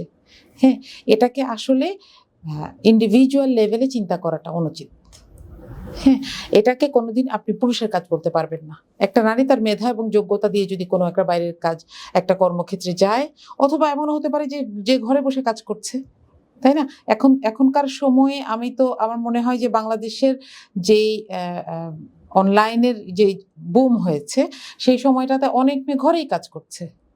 আপনাকে একটা মেয়েকে বোঝাতে হবে, একটা পুরুষকে বোঝাতে হবে যে আপনার আসলে কর্মক্ষেত্র কোনগুলা। আমার পরিবার আমার একটা কর্মক্ষেত্র, আমার অফিস আমার জন্য একটা কর্মক্ষেত্র, আমার সন্তান আমার জন্য আরেকটা কর্মক্ষেত্র। আমি কোনটার কতটুকু হক আদায় করছি সেইটাকে আমি জাস্টিফাই করতে পারছি কিনা, আমার ভেতরে যে বিবেক আছে, আমার যে শিক্ষা আছে, সেই অনুযায়ী আমি সেটাকে হক আদায় করছি কিনা, সেটাও একটা বিষয়। এখন মনে করেন একটা মহিলা বাইরে যাচ্ছে না, সে বাসায় থেকেই হয়তো কোনো একটা সার্ভিস দিচ্ছে, কোনো একটা অনলাইন শপ চালাচ্ছে, কিন্তু এটার পেছনে সে এমনই ব্যস্ত যে সে তার হাজবেন্ড সংসারের দিকে খেয়াল রাখছে না। আবার একজন পুরুষ, সে তার কর্পোরেট দৌড়ে এতই ব্যস্ত, সে তার সংসারের দিকে খেয়াল রাখছে না। কোনোটাকেই তো আমরা আইডিয়াল প্র্যাকটিস বলতে পারি না। তাহলে আমাকে আমার জায়গা থেকে দেখতে হবে, আমাকে আমার সমাজের একদম ছোট মানুষ থেকে, যে যখন মানুষ আস্তে আস্তে ম্যাচিওর হতে শেখে, যখন আমি তাকে একটা কর্মক্ষেত্রের জন্য তৈরি করতে শিখি। হ্যাঁ, যেমন বাংলাদেশের পরিপ্রেক্ষিতে আমরা মনে করি যে গ্র্যাজুয়েশন লেভেলটা হচ্ছে তার কর্মক্ষেত্রের জন্য তৈরি করার সময়, সেই সময় থেকেই তাকে শেখাতে হবে যে শুধু টাকা কামাই করার যে জায়গাটা, সেটাই তোমার মনোযোগের 100% পাবে না। সে তোমার কাছ থেকে 8 ঘন্টা কিনতে পারে, কিন্তু তোমার যে বাকি কাজগুলো সেই জায়গাতেও তোমাকে পারফর্ম করতে হবে। হতে পারে কারো কাজ তার কাছে 10 ঘন্টা ডিমান্ড করে, সে সেখানে সেই পরিমাণ সময় দিল, কিন্তু সেইটা করতে গিয়ে সে তার সংসার ধ্বংস করে ফেললে সেটা নারী পুরুষ সবার জন্যই এটা অপছন্দনীয় কাজ হওয়া উচিত, তাই না? এক্ষেত্রে শুধু নারীকে যখন ব্লেম করা হয় তখন আমার মনে হয় যে এটা আমরা এক পাশে তাকাচ্ছি, আমরা আরেক পাশে তাকাচ্ছি না। এখন নারী যদি ইনকাম করে তাহলে পুরুষের দরকার কি? আমার মনে হয় এই প্রশ্নটার বেশিরভাগ আসে একটা মনের ভেতর কোনো একটা নেগেটিভ চিন্তা থেকে। হ্যাঁ, একটা হিংসা থেকে আসতে পারে, কখনো একটা প্রতিযোগিতার একটা ভাব থেকে আসতে পারে। তো যে এই কথাটা বলে তাকে আমার বা যারা এই কথাটা বলতে চান তাদেরকে আমার একটাই কথা, যে নারী পুরুষের কাজ হিসেবে যদি আপনি স্পেসিফাই করে ফেলেন তাহলে বিপদে আপনার সমাজে আগে পড়বে। এটার অসংখ্য উদাহরণ আপনার চারপাশে আছে। এক্ষেত্রে তাহলে আপনাকে আরো দুটো প্রশ্ন একসাথে করতে চাই। সেটা হচ্ছে এরকম যে এখন যদি আমরা এটা সমাজে যেই প্রচলনটা শুরু হয়েছে, নারী চাকরি করছে এবং এটা আমাদের সমাজে দিন দিন বাড়ছে, সেই ক্ষেত্রে কোনো নারী যদি শুধু গৃহিণী হতে চায় তাহলে সেটাকে কি আমরা নেগেটিভ হিসেবে দেখবো কিনা? ইতিমধ্যে কিন্তু দেখছে, দেখা যায় নারীকে হয়তো এই ক্ষেত্রে বলা হচ্ছে যে ও তো কিছু করে না। এটা একটা বিষয়। আরেকটা বিষয় একই প্রশ্ন করব যে কোনো নারী যদি বাইরে কোনো কাজ করেন সেটা কি শুধুমাত্র হতে হবে? তিনি কি অর্থনৈতিক ছাড়া ঘরের বাইরে কোনো কাজ করবেন না, যেটা সামাজিকভাবে বা অন্য কোনো ভাবে আমাদের জন্য হেল্পফুল হয় কিনা? এই দুটো যদি বলেন একসাথে। এক্ষেত্রে আমি একটু মুসলিম নারী হিসেবে আমার অবস্থানটা দেখতে চাই। হ্যাঁ, আমি যখন দেখি আমাকে এখানে কোনো ফিনান্সিয়াল বার্ডেন দেওয়া হয় নাই, আমার কিন্তু ফিনান্সিয়াল রেসপন্সিবিলিটি নাই। এমনকি আমি যদি ইনকাম করি আমার পরিবারে সেটা খরচ করার বাধ্যবাধকতাও নাই। অপরদিকে আমার কাছে যেন কিছু পয়সা আসে সেটার ব্যবস্থা করা আছে। আমি মিরাসের সম্পত্তি পাচ্ছি, আমি মোহরানার সম্পত্তি পাচ্ছি। হ্যাঁ, এরপরে বিভিন্ন কাজে যদি আমার কোনো ইনভেস্টমেন্ট থাকে সেখান থেকে আমি কোনো পয়সা পাচ্ছি। হ্যাঁ, তাহলে এই গ্যাপটা কেন? রেসপন্সিবিলিটি নাই কিন্তু ইনকাম আছে। এই পয়সাটা মেয়েরা কি করবে? শুধু জাকাত দিবে? বছর বছর আমি ব্যাংকে রেখে দিলাম, আমি জাকাত দিলাম, এটার জবাবটা কি? এটা যদি চিন্তা করি আমার রিয়েলি এটা আসছিল মাথায় যে এইটা কেন করা হলো? তাহলে মেয়েদেরকে পয়সা দেওয়া হবে কেন? একটা মেয়ে পয়সা দিয়ে কি করবে? হ্যাঁ, আমি যখন ইতিহাসে খুঁজতে শুরু করলাম তখন দেখলাম যে আসলে মুসলিম মেয়েরা, মুসলিম মহিলারা তাদের এই স্পেয়ার পয়সাটা কাজে লাগিয়েছেন, এবং এমন কিছু কাজে লাগিয়েছেন যেই জায়গাগুলো ইতিহাসে চিহ্ন হয়ে আছে। তার মানে আল্লাহ হয়তো পুরুষকে চেয়েছেন পুরুষ সভ্যতার মূল রেসপন্সিবিলিটির জায়গাটা পালন করবে, এবং নারী সেখানে আমাদের যে সামাজিক দায়বদ্ধতা সেটা শোধ করবে।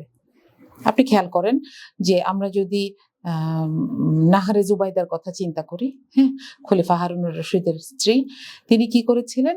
তার একটা স্বপ্নের ব্যাখ্যা জানতে চেয়ে যখন একজন স্কলারের কাছে জিজ্ঞেস করেছেন, উনি বলেছেন যে আপনি এমন একটা কাজ করবেন যেটাতে অনেক মানুষ উপকৃত হবে। সেই ইরাক থেকে মক্কা পর্যন্ত হাজিদেরকে পানি পান করানোর জন্য তিনি একটা নহর খনন করার কথা বলেছিলেন। হ্যাঁ, তখনকার সময়ের জন্য এটা কোয়াইট ইম্পসিবল একটা কাজ, যে এত দূর থেকে কোনো পাম্প নাই, কিছু নাই, এত দূর থেকে যেন পানি অটোমেটিক আসে সেটার ব্যবস্থা করে করে যাওয়া। এটার কাজে তিনি যে অর্থ ব্যয় করেছিলেন সেটা ছিল তার পার্সোনাল অর্থ। এখন আমাদের নারীদের এখন একটা স্বাভাবিক ব্যাপার হচ্ছে, যেহেতু আমরা কর্মক্ষেত্রে এসেছি একটা প্রতিযোগিতার ফল হিসেবে, হ্যাঁ, যে একটা পুরুষ পারলে আমি পারবো না কেন, এই প্রতিযোগিতাটা আমার কাছে একটা অসুস্থ প্রতিযোগিতা মনে হয়। আমার উচিত আমাকে নিয়ে চিন্তা করা, আমার সোসাইটিকে নিয়ে চিন্তা করা। আমি কখনো প্রতিযোগিতার কারণে একটা কর্মক্ষেত্রে যাব না, যে হোক। তো যে কারণে এখন আমাদের দেশের মেয়েদের মাথার মধ্যে এটা যদি কারোর মাথার মধ্যে থাকে যে আমাকে যদি সংসারে সম্মান আদায় করতে হয় তাহলে আমার একটা জব লাগবে, এটা একটা ভুল চিন্তা আমি বলবো। কারণ যেই মহিলাটির তার পরিবারে কোনো পজিশন নাই, বাইরে কোনো পজিশন নাই দেখে তার ঘরে ইজ্জত হচ্ছে না, তার বাইরে পজিশন থাকলেও ঘরে কতটুকু ইজ্জত হবে এটা চিন্তা করার বিষয়। এর চাইতে সে যখন নিজের কাজকে নিজে ভ্যালুয়েশন করতে পারবে, যে আমি যদি আমার বাচ্চাকে পড়াচ্ছি সেটা যদি আমি বাইরের একজনকে দিয়ে করাতে হয়, আমি তাকে মান্থলি কত পয়সা দিতে হবে। আমি এটা সত্যি সত্যি একটা মানুষকে একদিন করে দেখিয়েছিলাম, তার 4টা মেয়ে। তো উনি বলছিলেন যে আমি তো আপনার মতন কাজ করি না, হ্যাঁ, তো আমি বলছি দাঁড়ান, আপনি কি কি কাজ করেন আমি আপনাকে আজকে ভ্যালুয়েশন করে দেখাবো। আপনার 4টা মেয়েকে, ওরা 3জন স্কুলে পড়ে, একটা মেয়ে কলেজে পড়ে, এদেরকে উনি আনা নেওয়া করেন। এই কাজটা যদি আপনি কেন করেন, নিশ্চয় প্রয়োজন আছে দেখে করেন, নিরাপত্তার জন্য করেন। আপনি যদি আজকে অসুস্থ হয়ে যান, এই কাজটা করার জন্য আপনি যদি একজনকে হায়ার করেন, আপনি তাকে মাসে কত দিবেন? তো অনেক চিন্তা ভাবনা করে বলে 10,000। হ্যাঁ, তারপর কিন্তু 4 জনের জন্য 4 দুগুণে 8 বার আসা যাওয়া করতে হয়, সেটা কতটুকু এটা আমরা বুঝি। তারপরে ঘরের কাজ ছাড়াও, ঘরের কাজ যদিও আমরা বাইরের কাউকে দিয়ে করাইও, গৃহকর্মীদেরকে দিয়ে করাইও, কিন্তু ঘরে শুধু থাকা, অবস্থান করা, এটারও একটা মনিটারি ভ্যালু আছে। আপনি যদি পুঁজিবাদের দৃষ্টিতেই দেখতে চান, তাহলে একজন মা শুধু ঘরে থেকেই তার দেশের ইকোনমিতে যে পরিমাণ ভ্যালু অ্যাড করেন, সেটা আনপেইড লেবার লেভেলে থাকে। আনপেইড লেবার কি বলে, এই লেভেলের আন্ডারে থাকবে, কিন্তু সেটা একটা হিউজ পরিমাণ। এটাকে যদি আমরা পেমেন্ট করতে হইতো, তাহলে আমাদের জিডিপিও কিন্তু বাড়তো। হ্যাঁ, কারণ এটা পেমেন্ট হচ্ছে, এক পকেট থেকে আরেক পকেটে যাচ্ছে। হ্যাঁ, তো সেই ক্ষেত্রে এই মূল্যটা একটা মহিলার আগে নিজের বুঝতে হবে যে আমি আসলে একটা ভ্যালু অ্যাড করি শুধু ঘরে এক্সিস্ট করার মাধ্যমে। আর দ্বিতীয় যে প্রশ্নটা করেছেন, সেখানে আমি বলবো যে এই দায়বদ্ধতা শুধু নারীর না, এই দায়বদ্ধতা নারী পুরুষ সবার আছে। একজন নারীকেই আমি শুধু এক্সপেক্ট করব যে সে সমাজ সংস্কারে ভূমিকা রাখবে, সে শুধু সমাজ পরিবর্তনে ভূমিকা রাখবে, একজন পুরুষ রাখবেন না? দুইজনই তো লিডার, রাইট? দুইজন দুই স্কেলে লিডার। প্রত্যেকেই এটা চিন্তা করেন যে যার একটা কর্পোরেট হাউস আছে, তিনি একজন সিইও, তিনিও কি কোনো চ্যারিটির কাজ করেন না? তিনিও কি মাঝে মধ্যে এমন কিছু কাজ করেন না যেটা থেকে তার কোনো প্রফিট হবে না, ইভেন যেটা থেকে তার কোনো ইনকামও হবে না? করছেন না? তাহলে এটা শুধু নারীর উপর আরোপ করতে দেওয়া আসলে নারীর উপরে একটা মানসিক দায়বদ্ধতা চাপায় দেওয়া, তাই না? যে তোমার যেহেতু ইনকামের দরকার নাই, তাহলে তুমি যেহেতু ইনকাম করতে যাচ্ছই, তাহলে এটার একটা সামাজিক অ্যাসপেক্টও থাকতে হবে। আমি এটা মনে করি না। একজন মানুষ যদি তার যোগ্যতা থাকে, সে একটা অর্থকরী কাজে নিযুক্ত হতে পারে, এবং এখানে তার আর কোনো দায়বদ্ধতা মাথায় না রাখলেও হবে, সে সৎ থাকলেই হবে। আর তার বাকি দায়বদ্ধতার ক্ষেত্রে নারী পুরুষ সবার কাছেই ইসলাম তাকে নির্দিষ্ট কিছু কাজ দিয়েছে। এটা অর্থনৈতিক হতে পারে, সামাজিক হতে পারে, সেই কাজগুলো পালন করতে হবে। এর পরেও যদি কেউ কোনো কাজ করতে চায়, এটা তার ব্যক্তিগত মোটিভেশন, এটার জন্য তাকে এক্সটার্নালি কেউ চাপ দিতে পারবে না, তার কাছে এক্সপেক্ট করতে পারবে না, তাই না? অনেক অনেক ধন্যবাদ। আবার চলে আসছি ডক্টর সাজেদা হুমায়রার কাছে। আপনার কাছে আমার এবারের প্রশ্ন, নারীর মর্যাদা আল্লাহ এবং রাসূল কিভাবে আমাদেরকে বলেছেন, অর্থাৎ কোরআনে এবং হাদিসে আমরা কিভাবে দেখতে পাই নারীর মর্যাদা কেমন? আসলে আমরা অনেকেই জানি না যে রাসূল সাল্লাল্লাহু আলাইহি সাল্লাম কিভাবে নারীদের মূল্যায়িত করেছিলেন, নারীর মূল্যায়ন সেই সময় কিভাবে হয়েছিল। তো এক্ষেত্রে আমি কয়েকটা উদাহরণ দিতে চাচ্ছি। হাদিস থেকে জানা যায় যে রাসূল সাল্লাল্লাহু আলাইহি সাল্লামের সময়ে নারীরা জ্ঞান অর্জনে প্রচণ্ড আগ্রহী ছিলেন, এবং আল্লাহ রাসূল সাল্লাল্লাহু আলাইহি সাল্লাম সেটাকে খুব অ্যাপ্রিসিয়েট করতেন। সে সময় নারীরা প্রয়োজনীয় নির্দেশনা জানার জন্য আল্লাহ রাসূলের দরবারে উপস্থিত হতেন, এবং আল্লাহ রাসূল সাল্লাল্লাহু আলাইহি সাল্লাম নারীদের সৃজনশীল চিন্তা চেতনাকে ডেভেলপ করার জন্য সপ্তাহের নির্দিষ্ট একটা দিন শুধুমাত্র নারীদেরই ক্লাস নিতেন। সেদিন তিনি তাদের উদ্দেশ্যে প্রয়োজনীয় দিক নির্দেশনামূলক বক্তব্য রাখতেন, উপদেশ দিতেন। হ্যাঁ, একবার একটা সমাবেশে আল্লাহ রাসূল সাল্লাল্লাহু আলাইহি সাল্লাম পুরুষদের সামনে বক্তব্য রাখছিলেন। তখন তিনি বুঝতে পারছিলেন যে পেছনের সারিতে বসা নারীরা তার কথা শুনতে পাচ্ছেন না। তখন তিনি আবার পেছনের দিকে চলে গেলেন এবং নারীদের উদ্দেশ্যে বক্তব্য রাখলেন। রাসূল সাল্লাল্লাহু আলাইহি সাল্লাম নারীদের মতামতকে এবং যোগ্যতাকে খুব গুরুত্বের সাথে দেখতেন। এটা আমরা দেখি যে হুদাইবিয়ায় যখন সংকট হয়েছিল, হুদাইবিয়া সন্ধির সময়, সে সময় সেই সংকট নিরসনে উম্মে সালমা রাদিয়াল্লাহু আনহার পরামর্শে সিদ্ধান্ত গ্রহণ করা হয়েছিল। ঠিক আছে, এরপরে আমরা দেখি যে আসলে নারী শিক্ষার এমন উৎসাহের কারণেই রাসূল সাল্লাল্লাহু আলাইহি সাল্লামের যুগে এবং এর পরবর্তী যুগগুলোতে আমরা অনেক নারী স্কলারকে পেয়েছি। আমরা যদি আয়েশা রাদিয়াল্লাহু আনহার কথা বলি, বহুমুখী প্রতিভার অধিকারী। তিনি শুধু নারীদেরই না, তিনি পুরুষদেরও ক্লাস নিতেন। আবু মুসা আশআরী রাদিয়াল্লাহু আনহু, নামে একজন সাহাবী, তিনি বলেছেন যে আমাদের মাঝে যখনই হাদিসের কোনো বিষয় নিয়ে সমস্যা হতো বা কনফিউশন হতো, আমরা আয়েশা রাদিয়াল্লাহু আনহার কাছে গেলে তার সমাধান পেয়ে যেতাম। এ থেকে কিন্তু আমরা আয়েশা রাদিয়াল্লাহু আনহার জ্ঞানের গভীরতা বুঝতে পারছি। আয়েশা রাদিয়াল্লাহু আনহা উসমান রাদিয়াল্লাহু আনহুর সময়ে, উসমান রাদিয়াল্লাহু আনহুর খিলাফতকালে সরকারের সমালোচনা করেছেন। সে সময়ের সমাজ নারীদেরকে সেই মূল্যায়ন করেছে বলেই, সেই মর্যাদা দিয়েছে বলেই একজন নারী সরকারের সমালোচনা করতে পারতেন। হ্যাঁ, এবং সেই সমালোচনার প্রেক্ষিতে তখন সংশোধন করা হয়েছিল। এরপর আমরা আরেকটা উদাহরণ আমি দিতে চাচ্ছি যে আল্লাহ রাসূল সাল্লাল্লাহু আলাইহি সাল্লাম যুদ্ধক্ষেত্রে নারীদের উপস্থিতিকেও অ্যাপ্রিশিয়েট করেছিলেন। নুসাইবা বিনতে কাব রাদিয়াল্লাহু আনহা, তার কথা আমরা অনেকেই জানি। তিনি রাসূল সাল্লাল্লাহু আলাইহি সাল্লামের সময়ে একজন নারী যোদ্ধা হিসেবে পরিচিত। তিনি অনেকগুলো যুদ্ধে অংশগ্রহণ করেছিলেন এবং তিনি স্বাভাবিকভাবে একজন পুরুষ যেভাবে যুদ্ধ করে সেভাবেই তিনি যুদ্ধ করেছেন, সেভাবেই তিনি যুদ্ধ করতেন। এক হাতে উন্মুক্ত তলোয়ার এবং আরেক হাতে একটা ঢাল নিয়ে তিনি যুদ্ধ করতেন। তো উহুদ যুদ্ধে তার অসাধারণ ভূমিকার কথা ইতিহাসের পাতায় আমরা পাই। সে সময়ে, উহুদ যুদ্ধের সময়ে এক পর্যায়ে আল্লাহ রাসূল অরক্ষিত হয়ে পড়েন। সে সময় নুসাইবা রাদিয়াল্লাহু আনহা দৌড়ে এসেছেন রাসূল সাল্লাল্লাহু আলাইহি সাল্লামকে রক্ষা করতে এবং তিনি নিজেই ঢাল হয়ে দাঁড়িয়ে গেছেন। এবং আল্লাহ রাসূল সাল্লাল্লাহু আলাইহি সাল্লামকে রক্ষা করতে গিয়ে, প্রতিরক্ষা করতে গিয়ে সেদিন তার শরীরের 12টি জায়গায় আঘাত লাগে। তার তো কাঁধে অনেক বড় একটা ক্ষত হয়ে গিয়েছিল, যেটা ভালো হতে 1 বছরের মতো সময় লেগেছে।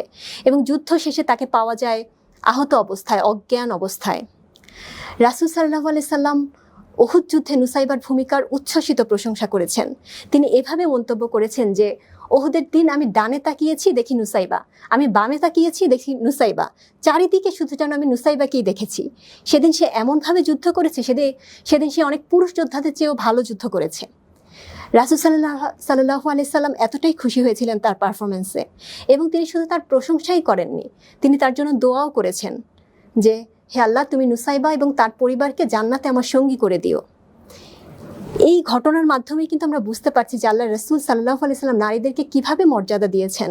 এরপরে আমরা দেখি যে নারীদের মসজিদে যাওয়া নিয়ে রাসূল সাল্লাল্লাহু আলাইহি সাল্লামের কি মতামত ছিল, তার কিভাবে তিনি অনুপ্রাণিত করেছিলেন, তিনি কখনো নিষেধ করেননি। এই প্রসঙ্গে আমি একটা হাদিস বলতে চাচ্ছি, হযরত আতিয়া রাদিয়াল্লাহু আনহা থেকে বর্ণিত। তিনি বলেন যে আল্লাহ রাসূল আমাদেরকে এই মর্মে নির্দেশ দিয়েছেন যে আমরা যেন ঈদুল ফিতর এবং ঈদুল আজহার নামাজে অংশগ্রহণ করি।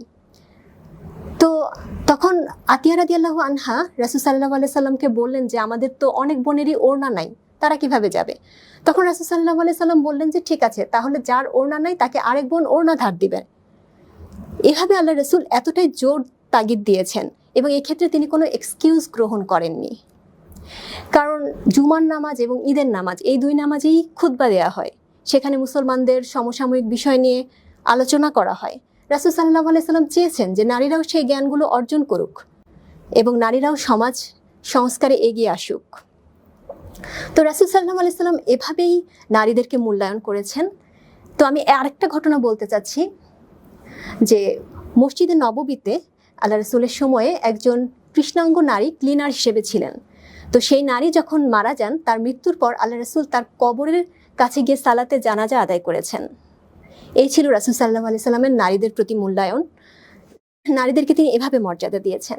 তো আল্লাহ রাসূল সাল্লাল্লাহু আলাইহি সাল্লাম নারীদের শিক্ষা এবং সোশ্যাল সার্ভিসের পথকে সহজ করে দিয়েছেন এবং পরবর্তী যুগগুলোতেও আমরা দেখি যে সেই ধারাবাহিকতা চলতে থাকে এবং পরবর্তী যুগে আমরা দেখি যে এমন অনেক নারী জন্মেছেন যাদের জ্ঞান এবং কাজের প্রতিফলন সে সময় সমাজ এবং সভ্যতাকে মহামান্বিত করে তুলেছিল। ধন্যবাদ ডক্টর সাজেদা হুমায়রা। আমরা পরবর্তীতে নারী সাহাবীদের কথা এবং তার পরবর্তী যুগে নারীদের মর্যাদার কথা নিয়ে আমরা আবার আলোচনা করব। এখন চলে যাচ্ছি ডক্টর ফাতেমা রুহানীর কাছে। ডক্টর ফাতেমা রুহানী, আপনার কাছে আমার এবারের প্রশ্ন, সমাজ ও সভ্যতার বিকাশে জ্ঞান বিজ্ঞান চর্চায় নারীর ভূমিকা রাখার সুযোগ কতটুকু? সমাজ ও সভ্যতার বিকাশে সমাজ ও সভ্যতার শুরুটা যদি আমরা একটু দেখি, যে পৃথিবীতে আল্লাহ তাআলা পাঠালেন হচ্ছে হযরত আদম আলাইহিস সালাম এবং হাওয়া আলাইহিস সালাম, দুজনকে একসাথে।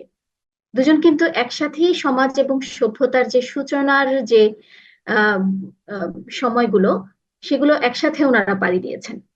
এবং আজকের এই পর্যায়ে এসে আম, দেখি যে যদি বেগম রোকেয়ার মতো করেও আমরা যদি বলি যে গাড়ির দুটো চাকা যদি সমান না হয় সেই গাড়ি কিন্তু সামনে এগোবে না।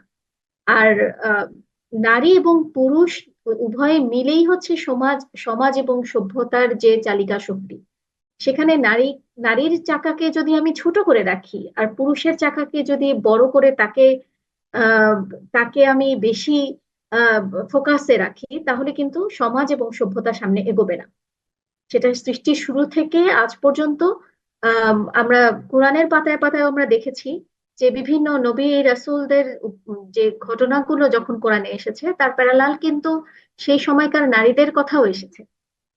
আমরা মুসা আলাহিস সাল্লামের গল্প শুনতে শুনতে আমরা কিন্তু তার বোনের কথা কোরআনে পাই। আহ বিবি আসিয়ার এমন কিছু কথা এসেছে যে তাকে মমতাময়ী বলে আল্লাহ তাআলা সম্বোধন করেছেন।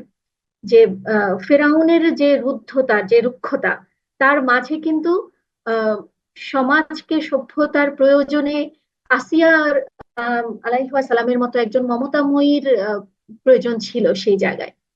ঠিক সেরকম সমাজ এবং সভ্যতাকে যদি আমরা ভারসাম্যপূর্ণ রাখতে চাই, তাহলে নারী এবং পুরুষের যে ইউনিক যে বৈশিষ্ট্যগুলো, সেগুলোকে কিন্তু প্যারালাল সামনে এগিয়ে নিয়ে যেতে হবে। আল্লাহ সেভাবেই কিন্তু আমাদেরকেও সৃষ্টি করেছেন, সমাজের বিকাশের পদ্ধতিটাও আল্লাহ তাআলা সেভাবেই তৈরি করেছেন। কাজে আমরা দুইজনকে সমানে রেখে, দুইজনকে সমানভাবে প্রোভাইড করেই সমাজকে এগিয়ে নিয়ে যেতে হবে। এই জায়গায় যদি আমরা বৈষম্য রাখি, তাহলে কিন্তু সমাজের যে সামনে এগিয়ে যাওয়ার যে গতি, সেটা ব্যাহত হবে। আরেকটি বিষয় হচ্ছে যে জ্ঞান বিজ্ঞান চর্চায় যে নারীর ভূমিকা, সেটা প্রথম থেকে আজ পর্যন্ত আমরা কিন্তু দেখি যোগ্যতা, দক্ষতা এবং মেধায়, হ্যাঁ, আল্লাহ রাবুল আলামিন কিন্তু কোনো পার্থক্য করেননি। হ্যাঁ, যেমন যে কোনো একটা ধর্মের খুব প্রাথমিক দিকে যদি আমি নজর দিই, একমাত্র ইসলামকেই আমরা পাই যেখানে হচ্ছে আয়েশা রাদিয়াল্লাহু তাআলা আনহার মতো একজন খুব জ্ঞানী একজন ব্যক্তির ইসলামের যে জ্ঞানের গঠন, সেই জায়গাটাতে তাকে আমরা খুঁজে পাই। অন্য অন্য সব প্রাচীন যে আহ, ধর্মগুলো আছে সেখানে কিন্তু আমরা সব জ্ঞানের যারা সংরক্ষক ছিলেন এবং বিকাশ যারা করেছেন, সেই মাধ্যম সব পুরুষ ছিল, সেখানে আমরা কোনো নারীকে দেখতে পাই না। কিন্তু ইসলাম কিন্তু এই নারী যে আম, জ্ঞান জ্ঞান জ্ঞানের সাধকরা যারা ছিলেন তাদেরকেও সমানভাবে সামনে নিয়ে এসেছে। এরপরে আমরা জানি যে প্রথম বিশ্ববিদ্যালয় স্থাপিত হয়েছে একজন নারীর হাতে। তারপর জ্ঞানের যে কোনো ধারাতে নারীর অংশগ্রহণ, নারীর সেটা বিকাশ, এখানে কিন্তু ইসলামের কোনো ধরনের কোনো বাধা নেই। এবং আজ পর্যন্ত কিন্তু আমরা দেখি যে জ্ঞান বিজ্ঞান চর্চার যে সর্বোচ্চ সীমা, সেখানে কিন্তু নারীকে বাধা দেওয়ার কোনো সুযোগ ইসলামে নেই। হ্যাঁ, বা এজন্য যত বেশি আমরা নারীকে জ্ঞান বিজ্ঞান চর্চায় ভূমিকা রাখার জন্য সুযোগ সুবিধা করে দিব, যত বেশি সমাজে নারীর জ্ঞানের চর্চাকে আমরা বিকাশমান রাখবো, তত বেশি কিন্তু মানব সভ্যতা এগিয়ে যাবে। কাজে এই জায়গাটাতে আসলে আমাদেরকে সহায়ক হতে হবে নারীর জন্য। এবং এটা আমাদের নিজেদের প্রয়োজনীয়, এটা মানব সভ্যতার প্রয়োজনীয়। মানব সভ্যতার যে জ্ঞানের যে চর্চার, জ্ঞানের যে গতি, সেটাকে গতিশীল রাখার প্রয়োজনই নারীকে অংশগ্রহণমুখী রাখতে হবে। চলে যাচ্ছি মার্দিয়া মমতাজের কাছে। মার্দিয়া মমতাজের কাছে আমার এবারের প্রশ্ন, সমাজে তাহলে নারী ও পুরুষের সম্পর্কের বোঝাপড়া কেমন হবে? অনেক ধন্যবাদ। আসলে এটাকে যদি আমরা একটু ছোট জায়গা থেকে বড় জায়গায় চিন্তা করি, আমরা যেহেতু জানি আল্লাহ কোরআনে এটা আমাদেরকে বলেই দিয়েছেন যে নারী পুরুষ একজন আরেকজনের সহযোগী, একটা সুন্দর সমাজ গঠনে তারা একজন আরেকজনকে কমপ্লিমেন্ট করবে, যার যেটুকু ঘাটতি সেটুকু আরেকজন এসে পূরণ করে দিবে। তো সেক্ষেত্রে পরিবারে যদি দেখি যে আমরা পরিবারে চিন্তা করব যে আমার পরিবারের প্রয়োজনগুলো কি এবং সেগুলোকে দুজনে মিলে কিভাবে অ্যাড্রেস করা যায়। এক্ষেত্রে যে যখন ভালনারেবল থাকবে, তার যখন সহযোগিতা লাগবে আরেকজন তখন সহযোগিতার হাত বাড়িয়ে দেবে। হ্যাঁ, এক্ষেত্রে কোনটা মহিলার কাজ, কোনটা পুরুষের কাজ, কিংবা বিশেষ করে আমি একটা দিকে গুরুত্ব দিতে যাই, এই ভাগাভাগিগুলো করতে গিয়ে আমরা সন্তান লালন পালনের পুরো দায়িত্বটা একটা মার উপর চাপিয়ে দেই এবং উপার্জনের পুরো দায়িত্ব এবং সংসারের যাবতীয় অর্থনৈতিক এক্সপেকটেশন একটা পুরুষের উপর চাপিয়ে দিই। আমার কাছে এই দুটাকেই অনেক বেশি মনে হয় একটা জায়গায় গিয়ে আমরা অবিচার করে ফেলছি কিনা, যেখানে একজন সন্তানের সাথে তার পিতার কাছ থেকে তার লিডারশিপ, সততা, নৈতিকতা শেখার যে জায়গাটা আছে সেটাকে আমরা উপেক্ষা করে যাই। আমরা মনে করি যে এটা ঘরের কাজ। হ্যাঁ, আবার একজন মহিলাও সে বাস্তবতা থেকে যদি নিজেকে দূরে সরিয়ে রাখে, তখন সে এমন একটা এক্সপেকটেশন তৈরি করে একজন পুরুষের সামনে, যেটা তার জন্য একটা অবিচার হয়ে যায়। হ্যাঁ, তো এই জায়গায় যেরকম আমরা সহযোগী, আমরা যদি সমাজে যাই যেখানে কেউ হয়তো আমার পরিবারের মেম্বার না, কিন্তু কেউ হতে পারে আমার কলিগ, কেউ হতে পারে আমার বাচ্চার টিচার, কেউ হতে পারে আমার স্টুডেন্টের গার্ডিয়ান, সেই জায়গা প্রতিবেশী হতে পারে, সেই জায়গাগুলোতে যখন দেখি সেখানেও আমরা খেয়াল করব যে আমরা আসলে দেখব সমস্যাটা কোথায়, আমরা একসাথে যেন সেটাকে সমাধান করতে পারি এবং আমরা যেন একজন আরেকজনের সাথে অনেক বেশি ইনসাফ করি, রহম করি। হ্যাঁ, একজন মানুষকে নারী বা পুরুষ হিসেবে না দেখে তার সামাজিক, আর্থিক, মানসিক অবস্থা দিয়ে আমরা যেন তাকে যাচাই করতে পারি এবং নিজের যতটুকু সামর্থ্য আছে সেটা যেন তাকে অফার করতে পারি।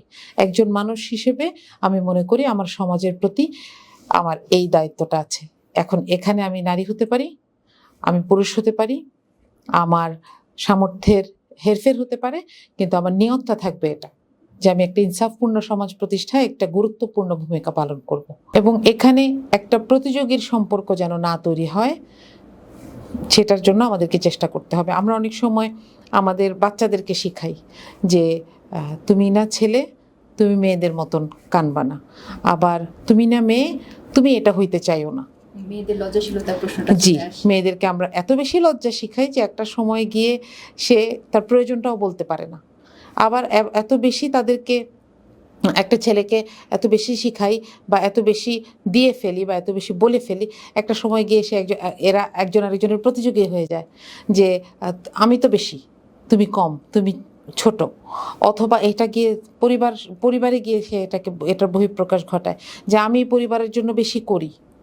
হ্যাঁ, এইটাকে পরিমাণ হিসেবে না দেখে প্রয়োজনের রেসপন্স হিসেবে দেখা উচিত। যে পরিবারের যখন প্রয়োজন ছিল তখন তুমি এটা করেছো, আমি এটা করেছি, আমরা দুজন ফ্রেন্ড, আমরা দুজন একজন আরেকজনকে কমপ্লিমেন্ট করব, এই সম্পর্কটাতে আসা উচিত। এটা পরিবারে হোক, এটা সমাজে হোক, এটা রাষ্ট্রীয়ভাবে হোক, অন্তত নারী পুরুষ হওয়ার ক্ষেত্রে আমাদের মধ্যে, নারী পুরুষ হওয়ার জন্য আমাদের মধ্যে বৈষম্য সৃষ্টি করে কেউ যেন ফায়দা নিয়ে নিতে না পারে, এটার ব্যাপারে আমাদের সচেতন থাকা উচিত। অনেক ধন্যবাদ। মার্জিয়া মমতাজ বলছিলেন ইনসাফের সমাজের কথা। ডক্টর সাজ্জাদা হুমায়রা, আপনার কাছে আমার প্রশ্ন, রাসূলের যুগে নারীদের মর্যাদা এবং তাদের সামাজিক অবস্থান কেমন ছিল? আমরা এখন জানতে চাই রাসূলের পরবর্তী যুগে নারীদের অবস্থান কেমন ছিল এবং নারীরা কোন কোন পর্যায়ে তাদের নিজেদের কাজের স্বাক্ষর রেখেছেন। আল্লাহ রাসূল সাল্লাল্লাহু আলাইহি সাল্লাম নারীদের জ্ঞান অর্জন এবং সোশ্যাল সার্ভিসের পথকে সুগম করে দিয়েছিলেন এবং এই ধারাবাহিকতা শুধুমাত্র নারী সাহাবীদের পর্যন্তই সীমাবদ্ধ ছিল না, বরং পরবর্তী যুগগুলোতেও আমরা দেখি এমন অনেক নারী স্কলার ছিলেন যাদের জ্ঞান এবং কাজের প্রতিফলন সেই সময়কে উজ্জ্বল করে তুলেছিল। তো এই ইতিহাসগুলো আমরা জানি না, এই ইতিহাসগুলো জানি না বলেই আমাদের বর্তমান সমাজের ক্ষেত্রেও, আমাদের বর্তমান সমাজের নারীদের ক্ষেত্রেও আমরা এটা অ্যাপ্লাই করতে পারছি না। আমি কয়েকটা উদাহরণ দিতে চাই। সপ্তম এবং অষ্টম শতাব্দীতে আমরা এমন কিছু নারীদেরকে পেয়েছি যারা কাবার হাতিমে বসে এবং মসজিদে নববীতে বসে শিক্ষা দিতেন। সেখানে নারী এবং পুরুষ উভয়ই অংশগ্রহণ করতেন। তাদের সেই ক্লাসে বড় বড় আলেম এবং বিচারপতিরাও থাকতেন। ইসলাম নারীকে অধিকার দিয়েছে বলেই, মর্যাদা দিয়েছে বলেই সে সময় নারীরা আল্লাহ রাসূলের রওজার সামনে বসে ক্লাস নিতে পারতেন।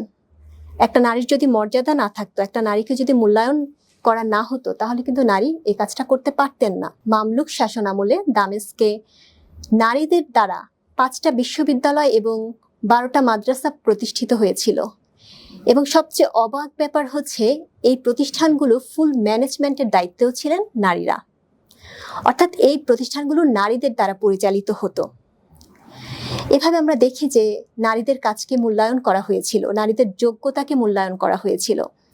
এরপরে যেটা আমরা একটু আগে শুনলাম জুবাইদা বিনতে জাফরের কথা, হ্যাঁ, সেরকম মধ্যযুগে অনেক ধনাঢ্য নারী ছিলেন, হ্যাঁ, যারা নিজেদের সম্পদ দিয়েই জনকল্যাণমূলক কাজ করে গেছেন এবং শিক্ষা বিজ্ঞান গবেষণায় অর্থায়ন করে মানব সভ্যতার উন্নয়নে অবদান রেখে গেছেন। নারী উদ্যোক্তা হিসেবে তারা কাজ করেছেন। যেমন জুবাইদা বিনতে জাফর, তিনি মানুষের দুঃখ দুর্দশা দূর করার জন্য, সে সময় মানুষ অনেক সাফার করছিল, খাল খনন করে গেছেন, বিশুদ্ধ পানি সরবরাহ করেছেন এবং তিনি অনেক সড়ক নির্মাণ করেছেন। এভাবে আমরা দেখি যে নারীরা সে সময়ে সমাজে তাদের যোগ্যতা দিয়ে অবদান রেখেছেন, বিভিন্ন ক্ষেত্রে অভূতপূর্ব অবদান রেখেছেন এবং তারা তাদের যোগ্যতার প্রমাণ দিয়েছেন। রাসূল সাল্লাল্লাহু আলাইহি সাল্লামের যুগ এবং এর পরবর্তী হাজার বছরের যে ইসলামী যুগে নারীদের যোগ্যতা এবং দক্ষতাকে মূল্যায়ন করা হয়েছিল বলেই নারীরা সে সময় ঈর্ষণীয় ভূমিকা রেখেছিলেন। তো আমি সর্বশেষে একটা কথা বলে শেষ করতে চাই যে সমাজের এক অংশকে বাদ দিয়ে যে আরেক অংশ কখনোই উন্নত হতে পারে না, একটা সমাজ উন্নত হতে পারে না, এই সত্য আমাদেরকে অনুধাবন করতে শিখিয়েছে ইসলাম এবং এই কথা নির্দ্বিধায় বলা যায়। অনেক ধন্যবাদ আপনাকে।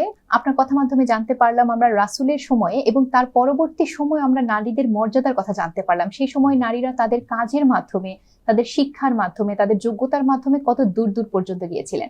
কিন্তু এখন আমরা কেন নারীদের এইভাবে দেখতে পাই না? এখন সামাজিক প্রেক্ষাপটে নারীদের অবদান বা মূল্যায়ন কতটুকু থাকার কথা? যেটা আমরা একটু আগে আলোচনা করছিলাম যে রাসূল সাল্লাল্লাহু আলাইহি সাল্লামের সময় এবং এর পরবর্তী যুগগুলোতেও নারীরা তাদের যোগ্যতা এবং দক্ষতাকে কাজে লাগিয়ে সমাজের বিভিন্ন ক্ষেত্রে অনেক অবদান রেখে গেছেন এবং সেই সময়ের সমাজ ব্যবস্থা নারীর এই যোগ্যতাকে মূল্যায়ন করেছিল। কিন্তু বর্তমান সমাজে এটা হচ্ছে না। বর্তমান সমাজে আমরা দেখছি যে নারীরা অনেক ক্ষেত্রেই পিছিয়ে আছে, কারণ নারীকে সেভাবে মূল্যায়ন করা হচ্ছে না। অনেক ক্ষেত্রে নারীকে মনে করা হচ্ছে নারী একটা পণ্যের মতো। ইসলাম নারীর যোগ্যতা এবং দক্ষতাকে কখনো বলেনি যে এটাকে প্রকাশ করা যাবে না। সেই যুগেও নারীরা দক্ষ ছিলেন, যোগ্য ছিলেন, এখনকার যুগেও নারীর যোগ্য এবং দক্ষ। সেজন্য আমরা দেখি যে সমাজে নারীদের যেই অবদান থাকা দরকার, কম্পারেটিভলি সেই যুগের চেয়ে এখনকার অবদান বা এখনকার বিভিন্ন ক্ষেত্রে নারীদের ভূমিকা সেটা কম। বর্তমান মেয়েদেরকে আমি বলবো যে আমরা আমাদের বাহ্যিক সৌন্দর্যের দিকে মনোযোগী না হয়ে আমরা আমাদের যোগ্যতার প্রমাণ দিব। যোগ্য এবং দক্ষ নারী আগেও ছিলেন, এখনও আছেন। তারা তাদের যোগ্যতা বিকশিত করার সুযোগ পেয়েছিলেন এবং করার জন্য তারা দৃঢ় ইচ্ছা তাদের ছিল। কিন্তু বর্তমান যুগে নারীদের যোগ্যতা আছে, তারা সেই যোগ্যতা বিকশিত করার সুযোগও পাচ্ছেন না, আবার তাদের নিজেদেরও ইচ্ছা নাই। তারা দেখা যাচ্ছে যে অনেক ক্ষেত্রে তারা বাহ্যিক সৌন্দর্যের দিকেই ফোকাস করছে। সো আমি মেয়েদেরকে এটাই বলবো যে তারা তাদের যোগ্যতা বিকশিত করার দিকেই বেশি মনোযোগী হোক এবং সমাজও তাকে সেই সুযোগটা করে দিক। অনেক ধন্যবাদ। সবার শেষে চলে আসছি আবার ডক্টর ফাতিমা রুহানীর কাছে। আপনার কাছে আমি শুরু করব একটা কবিতা দিয়ে। কবিতাটা এরকম, নজরুলের সেই পরিচিত কবিতাটি আমরা সকলেই জানি। তিনি বলছেন, আমার চোখে নারী পুরুষ কোনো ভেদাভেদ নাই। তারপরে তিনি আবার এভাবে করে বলছেন যে বিশ্বে যা কিছু মহান চির কল্যাণকর তা নারী এবং পুরুষকে তিনি যেমন ভাগ করে দিচ্ছেন, সেই সাথে আবার বিশ্বের যা কিছু পাপ তাপ রয়েছে সেটাও তিনি নারী এবং পুরুষকে সমানভাবে ভাগ করে দিতে চাচ্ছেন। এখন আপনার কাছে প্রশ্ন হচ্ছে, তাহলে এই নারীরা তাদের পাপের অথবা কল্যাণের এই অবদান কতটুকু তারা নিচ্ছে? যদি বলতেন। একদম আমাদের সময় শেষ, আপনি সংক্ষেপে যদি বলেন। জি, আসলে নারী নারী এবং পুরুষ নিয়ে বিশ্ব, আর বিশ্বের যা কিছু মহান সৃষ্টি, যা কিছু চিরকল্যাণকর, সেটা যদি মানুষের তৈরি হয়ে থাকে, তার একটা বড় অংশ, তার একটা গুরুত্বপূর্ণ অংশের কৃতিত্ব অবশ্যই নারীর। আবার বিশ্বে যা কিছু পাপ, যা কিছু অকল্যাণকর, তাও যদি মানুষের দ্বারা হয়ে থাকে, তারও একটা বড় অংশ নারীর কারণেই হয়তো হয়েছে, হয়তো কবিতায় বুঝাতে চেয়েছেন। তবে এটা ঠিক যে নারীর সহায়তা, নারীর সঙ্গেই কিন্তু পুরুষ এবং নারী মিলেই বিশ্বকে রচনা করেছে। বিশ্বের যে বর্তমান রূপ আমরা দেখছি, সেটা আমরা দেখেছি। এখানে কিন্তু আলাদা করে, এখানে পুরুষের ভূমিকা, নারীর ভূমিকা আলাদা করে দেখার কিছু নেই, কারণ নারী এবং পুরুষ কিন্তু পাশাপাশি হেঁটেই বর্তমান সভ্যতাকে রচনা করেছে। যেমন আমি একটা উদাহরণ দিই, যে আপনি যদি আপনার পরিবারের দিকে তাকান, পরিবারের কোনো একটা বিষয় যদি আমরা নারীকে এগ্রি করতে বা নারীকে তার সাথে সমানভাবে চলতে আমরা রাজি করতে না পারি, পরিবারে কিন্তু গতিশীল থাকবে না, পরিবারের সুখ স্বাচ্ছন্দ্য কিন্তু ব্যাহত হবে। ঠিক সেরকম ভাবেই সমাজ এবং সভ্যতার চাকা এবং যা কিছু কল্যাণকর সৃষ্টি, এগুলোকে যদি আমরা গতিশীল রাখতে চাই, তাহলেও কিন্তু তার সাথে নারীকে সাথে নিয়ে এগিয়ে যেতে হবে। যেমন আমরা ইসলামের যে বিভিন্ন তামাদ্দনিক ভূমিকাগুলো আমরা দেখেছি, সেখানে নারীকে অংশগ্রহণ করতে দেখেছি। আমরা যদি ইতিহাসের দিকে তাকাই, সেখানেও আমরা দেখব যে নারীরা সমানভাবে, নারীদেরকে যখনই সুযোগ দেওয়া হয়েছে, নারী কিন্তু ইতিহাস পাল্টে দেওয়ার মতো ভূমিকাও তারা রেখেছে। ইতিহাসের নতুন বাঁক তারা তৈরি করে দিয়েছে যখন তাদেরকে ভূমিকা রাখতে বলা হয়েছে বা তাদেরকে সুযোগ করে দেওয়া হয়েছে। আবার এই জায়গাটাতে যদি কোনো পার্থক্য থাকে বা এই জায়গাটাতে যদি কোনো বড় কোনো খাদ থাকে, তাহলে কিন্তু আহ, মহান সৃষ্টি বা কল্যাণকর সৃষ্টি সামনে এগিয়ে যেতে পারে না। যেমন আমরা পাশ্চাত্যের যে বর্তমান জাঁকজমকপূর্ণ সমাজ সভ্যতা দেখি, এটা কিন্তু ততক্ষণ পর্যন্ত মাথা উঁচু করে দাঁড়াতে পারেনি যতদিন পর্যন্ত তারা তাদের নারীদেরকে সমানভাবে তাদের পাশে নেয়নি। যতক্ষণ পর্যন্ত নারীদের ভোটাধিকারের জন্য সংগ্রাম করতে হয়েছে, ততদিন পর্যন্ত কিন্তু বিশ্বে তাদেরকে আমরা কোনো লিডারশিপ বা নেতৃত্বের জায়গায় আমরা দেখিনি। যখন তারা নারীদের প্রাপ্য হক, নারীদের প্রাপ্য অধিকার যখন তারা কনসিডার করেছে, তখনই কিন্তু তারা নারীদেরকে সাথে নিয়ে বিশ্ব সভ্যতাকে সাজাতে সামনে এগিয়ে যেতে পেরেছে। আমরা যদি আমাদের পাশের সভ্যতার দিকে তাকাই, ভারতীয় সভ্যতা, সেখানে বিশ্ব অনেক দূর এগিয়ে গিয়েছে, কিন্তু ভারতীয় সভ্যতায় কিছু কুসংস্কার, কিছু নারী ভিত্তিক কিছু মিথ এমন ভাবে আষ্টেপৃষ্ঠে জড়ানো ছিল যে তারা 1800 শতকেও কিন্তু তারা নারীকে জীবন্ত আগুনে কবর দিয়েছে, আগুন দিয়েছে। তো এই জায়গাগুলো থেকে যখন যতক্ষণ না তাদের মন মানসিকতা এবং ম্যাচুরিটিকে বের করে নিয়ে আসতে পারেনি, ততদিন কিন্তু তারা বিশ্বের কল্যাণকর এবং মহৎ সৃষ্টির সাথে নিজেদের সভ্যতাকে একাত্ম করতে পারেনি। কাজে নারীকে যতদিন পর্যন্ত না আমি সমস্ত কুসংস্কার, সমস্ত অকল্যাণ চিন্তাগুলো থেকে বের করে নিয়ে এসে বিশ্ব সভ্যতার যে আহ, কার্যক্রম সেখানে যুক্ত করতে না পারবো, ততদিন পর্যন্ত কিন্তু কল্যাণকর সৃষ্টিতে আমরা শরিক হতে পারবো না। কাজে আহ মানুষকে মানে নারীকে আলাদা মানুষ হিসাবে স্বীকৃতি দিয়ে, মানুষকে নারীকে যে সমাজ সভ্যতার যে অগ্রগতির যে আহ, কর্মযজ্ঞ, তার ভেতরে যদি আমরা ইনক্লুড না করি, তার ভেতরে যদি আমরা তাদেরকে অংশগ্রহণ না করি, তাহলে সেই সমাজ সভ্যতার পথে, অগ্রযাত্রার পথে সেই গতিটা কিন্তু থাকবে না। এটাই আমরা আসলে অতীত, বর্তমান এবং ভবিষ্যতের দিকে তাকালেও এদিকেই আমাদেরকে ফোকাস করতে হবে। আপনার সাথে কথা বলার মাধ্যমে আমরা আসলে আমাদের প্রোগ্রামের একদম শেষ দিকে চলে এসেছি। আমাদের প্রোগ্রামে আজকে আমরা আলোচনা করেছি নারীর অবস্থান ও করণীয় সামাজিক প্রেক্ষাপট বাংলাদেশ। এখানে আমরা আলোচনা শুনেছি ইসলাম কিভাবে নারীকে মর্যাদা দিয়েছে, কিভাবে বর্তমান প্রেক্ষাপটে নারীকে আমরা মূল্যায়ন করছি আমাদের সামাজিকভাবে এবং অর্থনৈতিকভাবে নারীর করণীয়। অপরাজিতা বিডির আজকের প্রোগ্রাম এখানেই সমাপ্ত হচ্ছে। আপনারা নারীর যে কোনো সামাজিক মর্যাদা অথবা নারী বিষয়ক যে কোনো অনুষ্ঠান যদি আপনারা আরো দেখতে চান, তাহলে আমাদের চ্যানেলটিকে সাবস্ক্রাইব করে আমাদের সাথেই থাকবেন। ধন্যবাদ সকলকে।